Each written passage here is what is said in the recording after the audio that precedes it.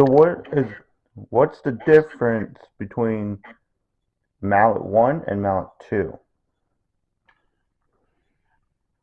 The difference between mallet one and mallet two is a lot. Mallet two picks up where the first one left off.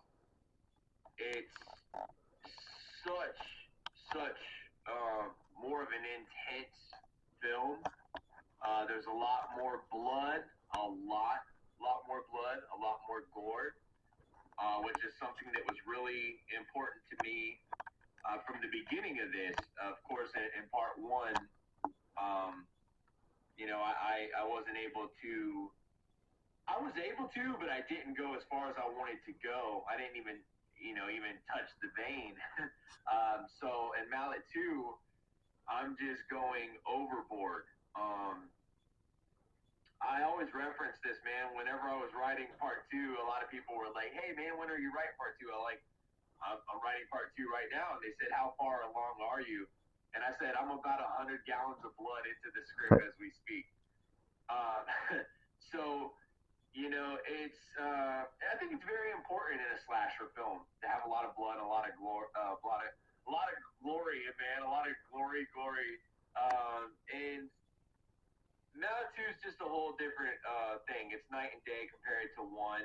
It could stand alone on its own, or it could be, you know, if you've seen part two, you wouldn't be lost in the sauce. You would just assume that this guy is a psycho killer and people are scared of him. So that's kind of cool. I just watched part 1 last night. What you think about it? Oh, it was definitely like if you just first start watching it, you definitely have to like realize what's happening to it. Right. And it was definitely good. Yeah, it's one of those films. If you stick through to the end, which I try and make it interesting enough to so that happens, and a lot of people they did. Like when it would get towards the end, they would say, "Oh my God, okay, I get it. Tyler's been having premonitions Yeah. through his dreams, and everything that he dreams ends up becoming a reality, which is really cool." And that kind of continues. That's one thing I can say is that continues on throughout what's going to be happening in the sequel and in future movies. Is Tyler has a gift, and as the movies evolve, so does that gift, and you kind of get to see, man, how he uses that and how it becomes like a tool and a weapon. So that's pretty cool, man. What did you think about? I'm asking you questions now. What did you think about like Mallet himself, man? I was like the mask is where it kind of like threw me off. Like damn, like the mask was amazing of it, Thank you. and it was if you didn't realize like at first I was like, what's happening, and then I realized where it was going with everything. Because if you didn't realize, like some people get lost through movies and start questioning it. Yeah, for sure. And Mallet's, he's new to the horror genre, man. But one thing that's cool about part two is from the very beginning, you never question what's going on. It just kind of it's balls to the wall. There's not really a lot of breathing room, and that's one thing I'm excited about. I hear a lot of people. I've been listening to interviews with some of my favorite directors lately, and I hear a lot of them talk about, oh man, I made this really slow with a nice build up, and it gets intense as it goes along. And even though I'm a fan of their films and I'm a fan of those kind of films, me personally, it's not what I like to make. I like to Yeah, make something that's just constantly up tempo and kill, kill, kill. action. Uh, Mallet too, man, is a whole different animal. Oh, absolutely. I can't wait for that one.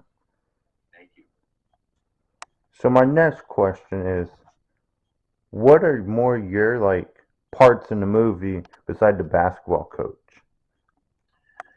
Yeah, so in part one, everybody gets to see that I obviously kicked Henry off the team. Henry is Mallet, and he's sad about this. He's mad about this. He's bitter, and it's kind of taken him to this dark place to where this witch is put into his head that he can do these very bad things, and she hands him this mask, and he kind of finds himself in revenge mode. He feels that he needs to be in revenge mode. Yeah. Uh, and as his coach and as Tyler's father, there's like little nuggets in there where we kind of paint the picture that Henry's been in our life for a long time. Yeah. Um, at the end of part one, you see me get cracked in the spine, and Yeah. I go down, and it leaves you wondering, did I die? What happened? So in Yeah. part two, it picks up. It shows you it kind of tells you what happened, where I'm at, and I think a lot of people are going to be surprised. I, I am in part two, Okay, but good. I kind of dropped those little nuggets on the Facebook page for Mallet, and I was like, look, guys, I wanted to take myself out of this film pretty quickly because I'm the guy behind the camera and I want to film this how I want to film it. So I did have to bring on some help to film my scene in part two, but it's just enough for you to get the picture of what's happened, where this is going, and that this guy still has a chip on his shoulder. Yeah. So Where is Mallet gonna be filmed? The second one.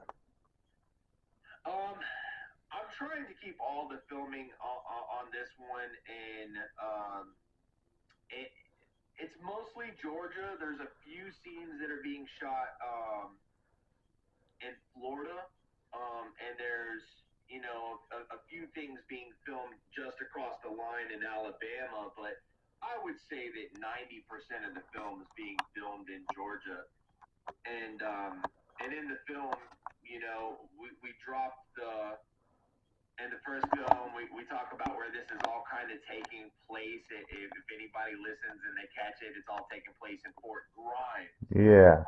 I put a spin on that, and from an area that it was actually filmed in called Fort Gaines, and I kind of made up like this fictitious place as Fort Grimes. So there's more detailing and bringing to light what Fort Grimes is and how it's a very big part of this horror reality that's going on with Mallet.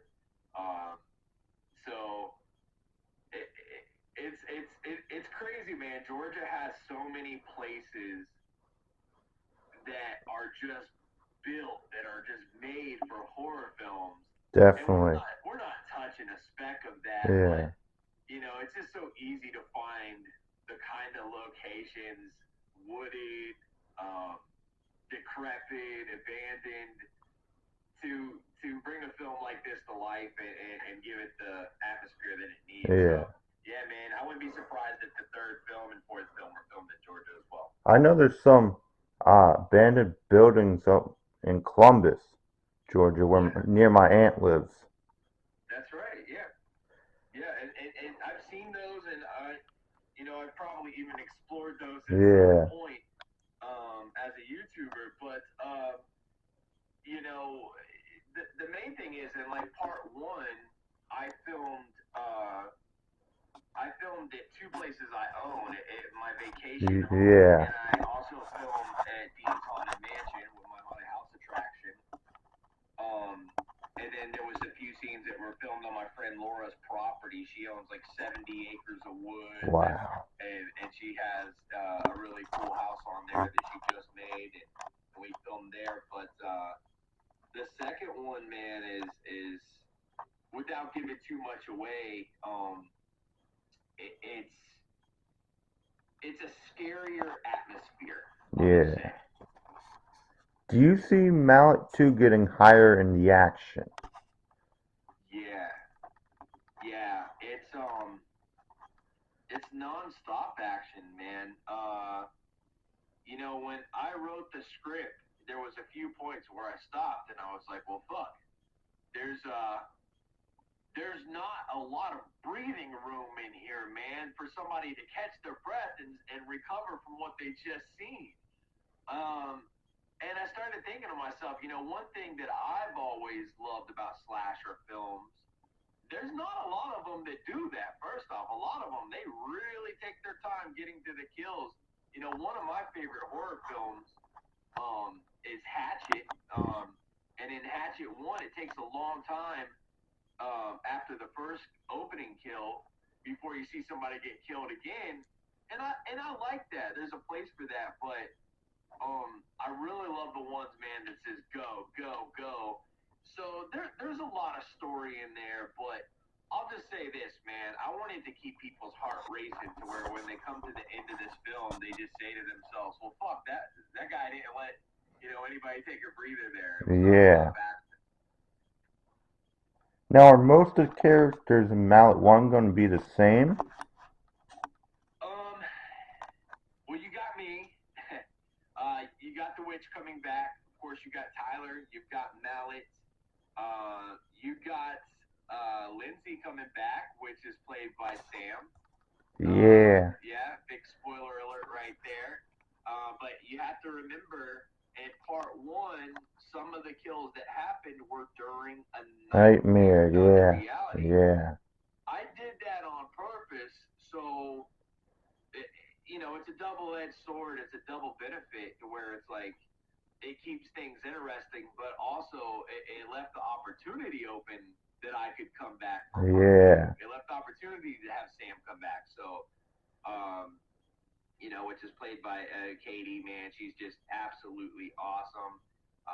She has a really nice role in part two, Ooh. and it'll be interesting to see, how people respond to the incredible kills, the incredible locations and actors that I've got in this one. There's a lot of new actors in part two, man. So the body count's high, the cast is Ooh. large, and I'm so excited about this film, bro.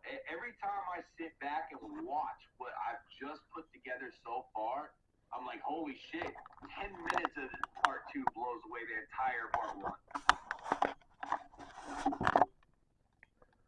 What is the best part about Mallet 1 versus Mallet 2? The best part about Mallet 1 versus Mallet 2, that's a good question. The best part about Mallet 1 for me will always be that you've seen a little boy become a man. And you kind of, in the beginning of part one, Tyler's telling his dad he's not scared and he's acting like his tough guy because dad calls him his little tough guy. But you Yeah. also get a sense when you're watching, you feel like Tyler's a little timid. He's a little scared, even though he's saying he's not. By the end of Mallet 1, you're like, damn, this is a tough kid, man. Like he's a badass. He becomes a badass in the film, and saving his dad and finally giving Mallet some of his own medicine. Yeah. I actually referred to that movie a lot when people were like, "What's it like? What's it like?" I was like, "It's like Home Alone mixed with like a serial killer movie or something, man." Because it's like this kid is he's smart enough to get the one up on the killer, even though the killer's bigger, faster, stronger, and bearing this mallet constantly that he's killing people